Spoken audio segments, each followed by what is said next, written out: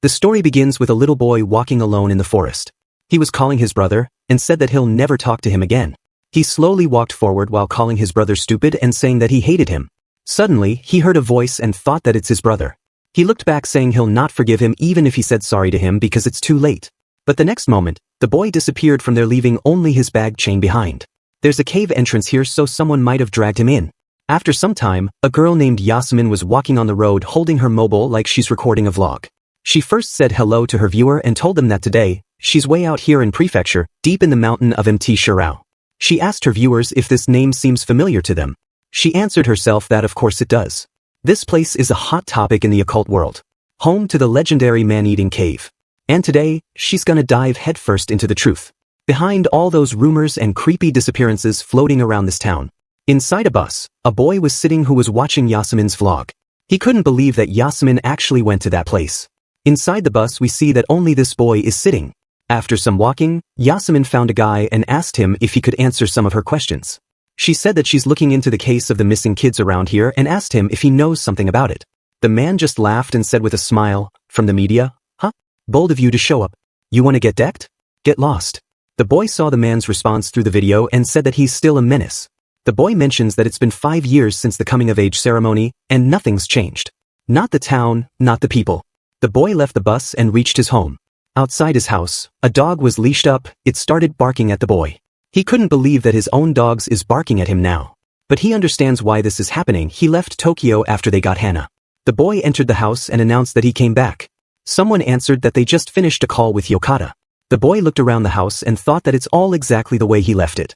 Right then, Hajime saw a closet filled with many different toys. He was really happy to see them and said that that era was the absolute best. He picked up a toy and called it Vigilider. He said that this is the most brutal and most terrifying villain ever. While looking around, he found a picture which made him a little sad. In the picture, there seems to be Hajime with his friend. He thought that they didn't talk for 5 whole years and wondered if they'll still be friends. He thought it's just wishful thinking, and said that there's no way someone like Hajime could hang out with UMI. Right then he received a message from UMI. He said that they are getting together and also invited Hajime. When he saw the message, he thought that small towns are really creepy because he never told anyone he came back, but UMI still knows he has returned. The next moment, all the old friends got together and were sitting in a hotel. A girl asked a guy named Riku about his married life. She asked him if everything's going well with that adorable wife of his. Riku didn't answer and said that they just sat down and she's already jumping into that. He asked Akane if she had ever heard of taking things in order. Akane heard that and asked Riku to not be dramatic. She assumes that Fubuta, the girl who was sitting beside her, also wants to know about his married life. But Fubuta said that they should wait a little before jumping into that topic. At that moment, a guy named Jen asked if he should pick spicy fried chicken or wasabi mayo. Akane answered that he should order both of them. Like this, everyone gave their order one by one. Hajime looked at the scene and smiled thinking that this feels like old times. While others started talking about why UMI still isn't here, Hajime was thinking that he never really fit into their conversation. This kinda makes him wonder why they even invited him. He assumes that he used to be close with UMI, that's why they invited him. He can't think of any other reason. Right then, Yumai entered the place and the first thing he did was hug Hajime. He didn't stop just there. Yumai started playing around with Hajime saying that he's grown so much. Seeing them, others thought that Hajime and Yumai are still the same. Umi even started feeding Hajime with his own hands. Right then, Riku showed a YouTube video in which Yumai was also present. They all were really shocked and couldn't believe that Yasmin really came here. So the guy who asked the vlogger to get lost was Yumai. Jen asked what Yasmin was even doing in this town. Riku answered by asking them if they knew about the man-eating cave that's been passed down in this town. He explained that long ago, there was a samurai clan that lost a war and was exiled from their homeland. Disgraced and driven into ruin, their former glory faded like a dream. Desperate to survive, they turned to raiding villages along their path, killing anyone who dared to resist. But word of their cruelty eventually reached the authorities. And so, every last member of the clan was executed and their severed heads displayed along the Shursui River. But the gold and treasure the clan had plundered were never found. Time passed until one day, a rumor began to spread. Deep in the cave on Mount Shirao, the sacred peak of Washiro, the clan's lost treasure still lay hidden. Many ventured into the cave in search of it, but not a single one ever returned. Was it the curse of the beheaded samurai? Or the wrath of the land itself? The saying is famous in this town, stay away from Shirao Cave, linger too close and it'll swallow you whole. Akane said that they used to say this non-stop when they were kids. Right then, one of them remembered that they went to that cave once. Before they started the story, Hajime requests to not talk about it. Hearing his request, Riku remembers that at that place Yuamai's brother disappeared. But Yuamai refused to believe it. He said that the cave has nothing to do with it. There was just his little brother's scooter at the mountain entrance. And his little brother wasn't in the cave either. Umi immediately grabbed Hajime and said that he was looking out for him. That's why he requested them to not talk about that. After they left the place, they planned to go to that cave again. All of them agreed and decided to go there tomorrow. While walking home, Hajime said to Yumai he'll not come to explore the cave with them tomorrow. He gave the reason that he's not close with everyone, so it feels really awkward to him. But Yumai didn't believe it. He said that everyone was seriously impressed that Hajime went to Tokyo on his own. He said that even Fubuta was impressed that Hajime is chasing his dreams. Umi assumes that something happened in Tokyo, that's why Hajime is saying these types of things. So he asked Hajime to just be the old Hajime while he's here. But the next day, something unexpected happened. Hajime was buried alive after the cave collapsed on him. He don't know how much time has passed since he got buried here. He wonders if the help is going to come or not. He started shouting that he doesn't want to die here, not in a place like this. Right then, Yumai appeared in front of him and blocked Hajime's shouting. He asked Hajime to stay quiet. He promised that he'll get Hajime out, but not yet. Because if he made a sound of some kind, that thing would come.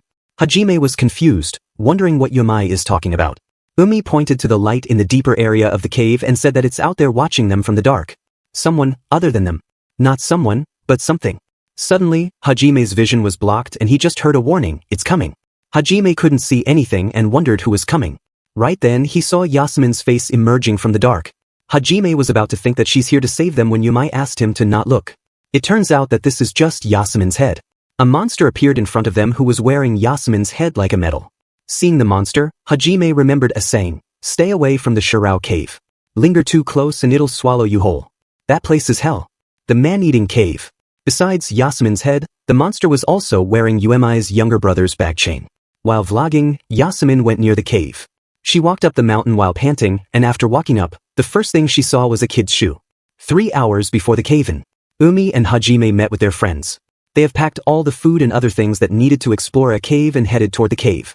While walking, Jen said that it's so hot today. He asked who thought mountain climbing was a good idea. He said that they should be home gaming but they're dragging themselves in these mountains. Hearing that, Hajime asked him why he came here. Jen answered that he came here because whenever Yumai invite them somewhere, he feels like something fun will happen. Umi was standing at the end of the cliff and was shouting. Seeing him, Jen got an idea. He took out a fake snake and threw it toward him. Umi was about to fall down, but he held up the rock and came back up. After having some fun, they continued their journey. A moment later, they reached a shrine and spent a minute praying there. While leaving, they saw a person sitting near a wall. They thought that it's a priest who is just sleeping, so they decided to ignore him.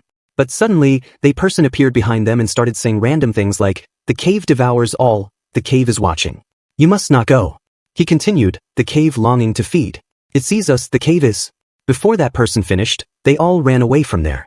Surprisingly, when they stopped running, they were standing in front of the cave's cave-in. Seeing the cave-in, they assumed that it collapsed during last year's typhoon. Because there's no proper was to enter the cave, they decided to go back. Hajime was relieved because now he didn't have to take the risk. Others were also happy. While their way home, they saw a pile of trash.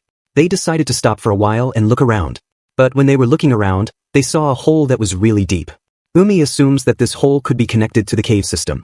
He decided to just take a quick peek when suddenly, the ground started shaking. Because of that, the hole became bigger and they all fell down. And this is how Hajime got buried under the soil. In the present, there's a cave monster in front of Yumai and Hajime. The monster jumped around and while showing Yasmin's face, he pointed at them. Suddenly, the monster grabbed Hajime's leg and took him out of the soil. Before the monster could take away Hajime, Yumai grabbed Hajime's arm. Seeing that, the monster let out a growl and was about to attack them when Riko arrived there with a flashlight. The monster saw that others were here, so it ran away. The group immediately asked if someone else was with them. Jen seemed to notice the head of a girl being held by someone, so he got really scared. Others heard what Jen was saying about head and got really shocked. They couldn't believe it until Yumai revealed to them that streamer Yasmin had been killed by that thing. Even though Yumai doesn't know what that thing was, he knows that that thing is really dangerous. Umi picked up the phone and pointed the light at a hole nearby. Inside the hole, there were tens of hundreds of school and some other random things. Seeing them, Hajime remembered what that weird man said to them about the cave is watching. With that, Hajime realizes that this is the man-eating cave. Now the entrance is completely blocked. They don't know what to do now, they're trapped here. Jen asked Riku what they should do now because Riku is a firefighter. Riku said that they have to stay put for now. He explains that in mountain rescues, wandering around can make it way harder to get found. He said to them that he told his wife that he'd be in the mountains this morning. So by dawn, she'll probably file a missing person report through his coworkers. Which means they have to wait until dawn. Right then, Fubuda reminds them about the priest they saw outside the shrine. She said that there's a chance that the priest might notice the collapsed cave. Hearing that, they remembered the things that the lunatic priest was saying to them. The things like the cave devours and it's watching. Akane guessed that that priest was talking about the monster living inside the cave. Before they thought anything further, they heard a shout from Yumu. "I found it." Riku asked him what he found. Umi picked up a shirt and said that it's Taiyo's, who is his younger brother. He remembered that the monster had his brother's keychain around its neck. He didn't want to believe, but this proves it. He got up and said that it's insane. Taiyu was here. He said that it's no wonder they never found him, no matter where they searched. He was about to say a what if, but Riku stopped and asked him to get his head straight. He reminds him that it's been 12 years since Taiyu went missing. But he didn't stop. He said that Taiyu's been alone here all this time. He concludes that Taiyu is alive. That's why he decided to go on ahead. Hearing that, Akane reminds him that they agreed to stay put. But Hajime didn't listen and said that he's with Umi. Even though Hajime agreed, others didn't agree. They thought that moving from here will be danger, and there's also a monster lurking around in this cave. Suddenly, Yai pointed toward a direction and said that his clothes have been fluttering for a while now. Which means, air's flowing. And where there's airflow, there's an exit. At that moment, Riku noticed something and pointed toward Hajime's arm. Hajime looked at his arm and realized that it's broken. He shouted really loud because now he also started feeling pain. The next moment, Yumai was carrying Hajime in his back, while the other were also walking behind him. Hajime said that his legs are fine, but Yumai didn't let him walk himself, saying that he is still bleeding, so he should rest. Hearing that, he reminds Yumai that he's also injured. Umi answered by asking Hajime to not compare his body with his. Hajime is thankful because Fubuda is with them. She's a doctor, so she properly set Hajime's broken bone. Hajime thanked Fubuda and also Yumai for saving him. But Yumai said that he didn't deserve his thanks. He said that he dragged them into this mess, so when they got out, he'll treat them all to a meal.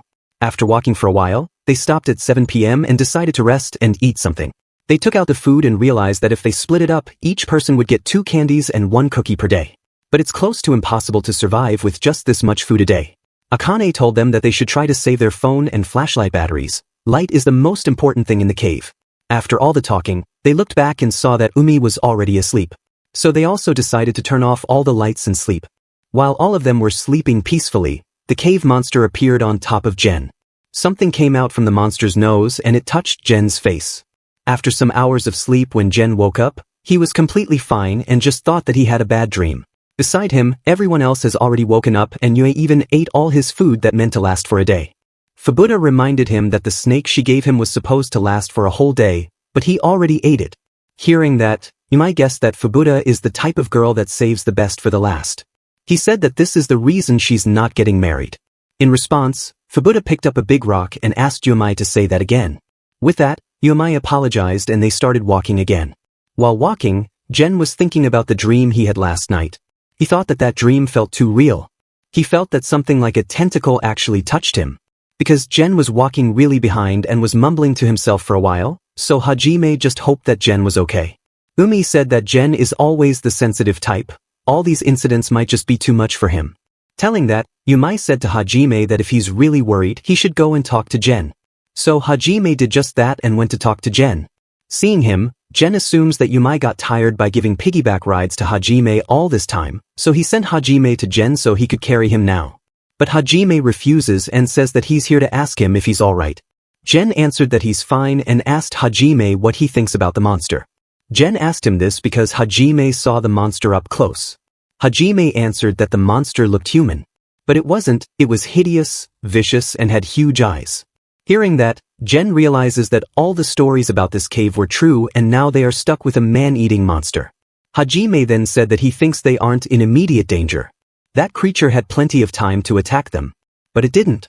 Hajime assumes that the reason that monster didn't attack them is because it isn't confidence winning against 6 people at once.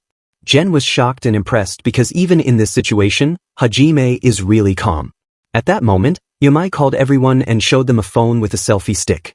They tried to turn it on, but its batter was dead. Fortunately, Fubuda had a power band so they easily started charging the phone. While the phone was charging, the dumb Akane with the survival instinct of a fart decided to move around alone. She went some distance away from the group and took out the cigarettes to smoke. But while she was smoking, the monster appeared in front of her and grabbed her from the face. This is what you get for having the survival instinct of a smoke. On the other hand, the group has turned on the phone and they found a video in it. This video was shot just 3 days ago. The person who was holding a phone was calling for Yasmin. But no matter how much they called, they didn't get any answer. Suddenly, they spotted a monster eating Yasmin. Seeing the video, Jen wasn't able to control himself and threw up. Others were also shocked and scared. In the video, before the monster completely devoured Yasmin, it looked toward the camera and then, the video ended. While others were scared and called that creature a man-eating monster, Hajime said that they don't know if it really a man-eating monster. He mentions that in the video, the monster tried to eat Yasmin, but when they saw the monster, the lower body of Yasmin was gone, but her head was fine.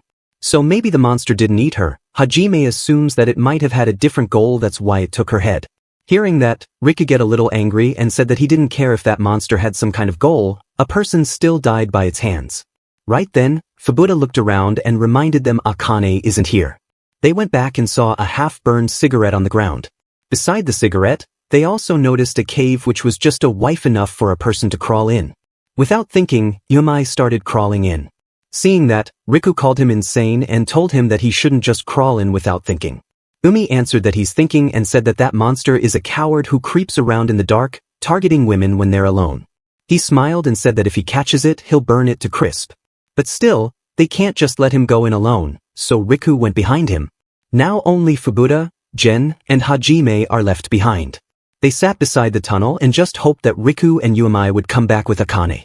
Right then, Jen said that Yumai isn't thinking straight. He can't believe that Yumai really thinks his brother is still alive. There's just no way someone missing 12 years ago is still alive. But despite the chances of Taiyu being alive are close to zero, Yumai was still dead serious. Fubuda remembers that those two brothers were inseparable. Fubuda, Yumai and others grew up together, so she saw everything. That bond Yumai and his brother had. Even after Taiyu went missing, their bond never changed. While they were talking about Taiyu and Yumai's bond, Yumai reached the other side of the tunnel. But the first thing Yumai saw shocked him. He saw his brother, who went missing 12 years ago, standing in front of him. Before he thinks that Taiyu is still alive, he notices that even after 12 years, Taiyu is still looking the same. He asked Taiyu if he's even real. Taiyu just said that it didn't matter. He grabbed Yumai's hand and said that everyone's waiting. Umi was confused, wondering what Taiyu was talking about. Even with all these questions, Yumai just followed Taiyu asking if he's really real. But Yumai didn't notice that Taiyu's hands are looking kind of like that monster. When Taiyu looked behind and said, "It's me," Yumai picked him up. He immediately hugged him, asking him to forgive him. Taiyu said that he was scared. He wanted to see Yumai again. He said that he was lonely and scared. But he always believed his big brother would come for him. Smiling, Taiyu said thanks to Yumai for finding him and also said that he loves him. Suddenly, a punch landed on Taiyu's face which sent him flying. Umi was the one who punched him. Umi said that Taiyu is shy type, so he never said I love you or anything like that before. Which means the Taiyu in front of Yumai isn't real. Saying that, he flashed a light in front and saw the cave monster with an injured face. This monster is the one who was impersonating Taiyu. At that moment, something came out of the monster's nose, but it quickly went back to his nose. Umi looked at the monster and told him that he's going to pay for making him his own brother. Hearing that, the monster just laughed. At the same time, Fubuda asked Jen if he heard something. Jen answered that he didn't hear anything and asked Fubuda to not scare him like this. Worried, Fubuda said that they should go behind Yumai and Riku. She believes that they'll be safe if they stay together. But Jen refuses to enter that little tunnel. He said that he would rather die than enter that creepy tunnel. He said that they're better off waiting for Yumai and others to come back. Suddenly, Fubuda started crying. Jen sees that and reminds her that Akane is out there all alone. She must be terrified. He told Fubuda that crying will not fix anything.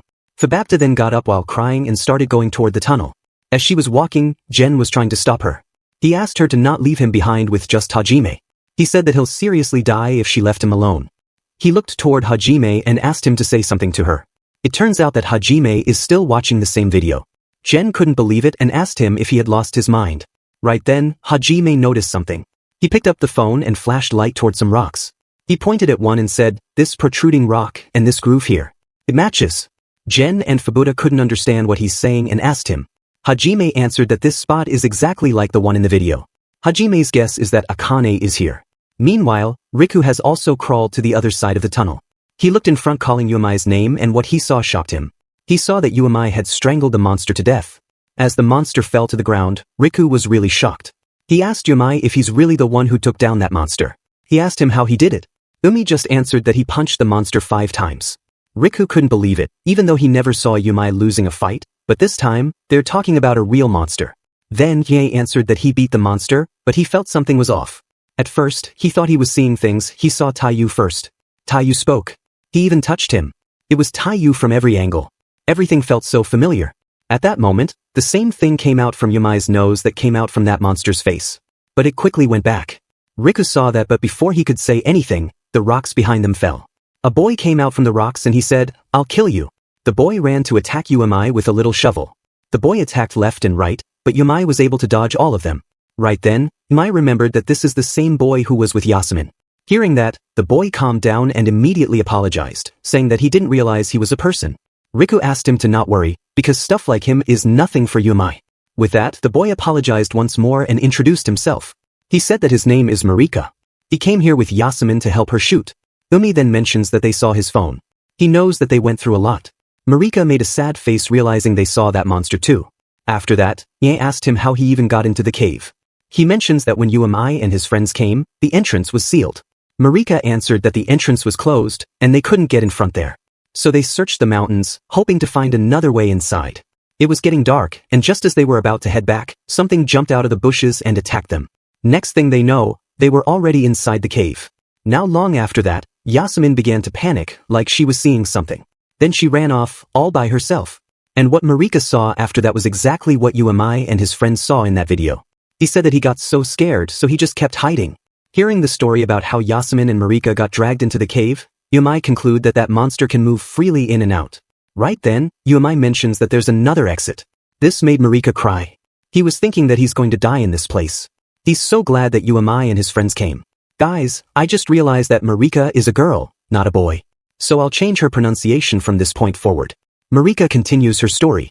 She said that after a few days she started hearing things. Seeing things too. She couldn't tell what was real anymore. Even when she attacked Uemai, she thought she was just swinging at another hallucination. Learning that, Uemai asked her what she saw and also mentioned that he saw his missing brother. She answered that she saw her dead grandpa. At first, she thought maybe he was a ghost, but he looked so real. She could even feel his hand touch hers. Riku was really shocked and said that both Uemai and Marika were hallucinating. This can't be a coincidence.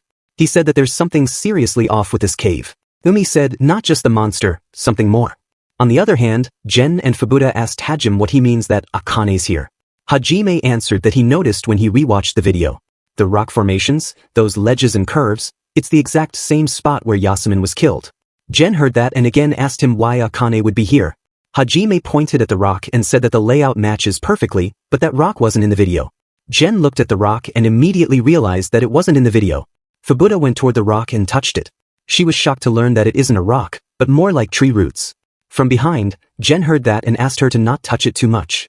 But instead of stopping, Akane increased her speed of tearing it apart. Her guess is that Akane is trapped in there, so she tore it apart as quickly as she could.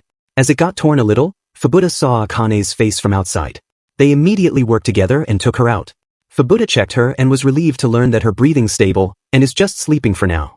Both Jen and Hajime were also relieved to see Akane fine. After a moment, Hajime wondered what could be the reason for her being trapped inside that thing. He wondered if the monster did it. Jen said that he saw this type of stuff in the movie. He guessed that monsters trapped her in that thing to lay eggs in her. Immediately, Fubuta asked him to shut up. As Fubuta and Jen were guessing, Hajime moved forward and touched that thing. When he picked it up a little, he noticed that it was wriggling. This looks like the same thing that we saw coming out from the monster's nose and also from Umi's nose. At the same time, Mariko was shocked to see that Uemai took down that monster. While Mariko was taking a look at the monster, Uemai said that that thing won't be hunting them anymore. He concluded that they just need to find a way out now. Right then, Marika noticed something. She pointed toward the monster on the ground and said, "This isn't the one that I saw." Right then, they heard some voices. From the dark, 2 feet appeared in their sight. At the next moment, we see Kid Hajime sitting in his house with some boxes. His mom called him from the outside. Then we see Hajime getting bullied by his classmates. They grabbed him from both sides and threw him in the almost empty lake. At school, they forced him to lick the toilet and record him. They also forced him to strip off his clothes and record his videos. The kid Hajime was remembering all this. All of this happened in his old school, before he shifted into this new town. His mother entered the house and asked Hajime if he's okay. Hajime smiled and answered that the ride made him a little sick. Hearing that, the mom decided to go out and greet some neighbors, but as she was about to leave, she gave Hajime a package and said that this is from his old friend. Hajime opened the envelope and looked at the paper and saw many bad things written on it about him. At the back of the paper, his friends said thanks to him for all the fun memories and also suggested that they should play again. Seeing that and remembering old things, Hajime wasn't able to hold on and threw up. The next moment, Hajime woke up in the cave and thought, what a horrible dream. Immediately, he thought that it was not a dream, all of that really happened to him. Right now, Hajime's arm is broken and as he felt pain, he thought that his arm doesn't feel like it is his own. He called this place a hell, but to him, it's not all that different from the outside. At that moment, Akane woke up and asked others what they were doing. Everyone looked at her and were really glad that she woke up. They told her about everything that's going on and also told her that Hajime was the one who found her. She immediately thanked him. Then she said that while she was asleep, she had the most amazing dream. It was a bittersweet love story with her first crush. She said that wouldn't have minded staying in that dream a little longer. Jen heard that and told her that no one cares about her dream. Then he asked them if they should go somewhere else, or just wait here. At that moment, Akane's eye suddenly popped out, and blood started coming out from her nose. Before others could do anything, she started melting and fell to the ground. Fubuta immediately ran to check on her, but when she tried to pick her up, Akane's head just rolled out. Everyone got really shocked and scared seeing the scene. Hajime realized that they've only been lingering at Hell's doorstep. Meanwhile, Umi and his group heard a voice coming out from the dark. Umi quickly handed the mobile to Marika and moved forward to check what's going on. Immediately, Marika shouted, and she asked him if he's insane. She said that what she saw was way bigger than the one Umi took down. It even swallowed Yasmin's whale head. Riku also suggested that they should just find somewhere to hide instead of getting in danger. Hearing that, Riku answered that they're in the middle of their nest. There's no place to hide or run. So, Umi said that the only way to get out of here is beat the crap out of those monsters. At that moment, hundreds of those monsters appeared in front of Umi. He immediately asked Marika and Riku to run away as hundreds of hands moved forward to grab Umi. The next moment, Umi, Riku, and Marika were at a different place. They were tied up together and in front of them was a strange pattern on a wall and 2 torches. Behind them, many monsters were standing. All of the monsters looked the same, but one of them had a fat tummy and was covering his face. Outside the cave, a priest was praying in a temple. Stay away from Mount Shireo's cave. Step too close, and it'll devour you whole. It's a place of dread, the man-eating cave, where the cave god veils itself in darkness. This is the same psycho priest that Umi and his friends saw before they fell into the cave. Inside the cave, all the monsters suddenly bowed down. Next, some of them worked together and brought the body of Yasmin there. They plucked out her head and then threw her in the hole. As she fell, all the monsters started dancing and laughing. While they were dancing, I remembered a line that psycho priest said to them. It's a place to dream, the man eating a cave. Outside the cave, a guy received a call that Riku didn't come back home. These people are from the office where Riku works. Just now, Riku's wife called and said that Riku hasn't returned since yesterday. She also asked if Riku came to work. Other workers called it weird and said that they can't even get through to Riku's phone either. Then, the guy asked the boy who picked up the phone if Riku's wife said something else. The boy answered that Riku's wife mentioned growing up in the mountains. When the guy asked the boy which mountain, the boy answered Shirao Mountain. Suddenly, all the workers went silent, which made the boy confused. Immediately, all the workers started talking to each other about what they should do now. Some immediately called the police, and some decided to head out to find the Riku themselves.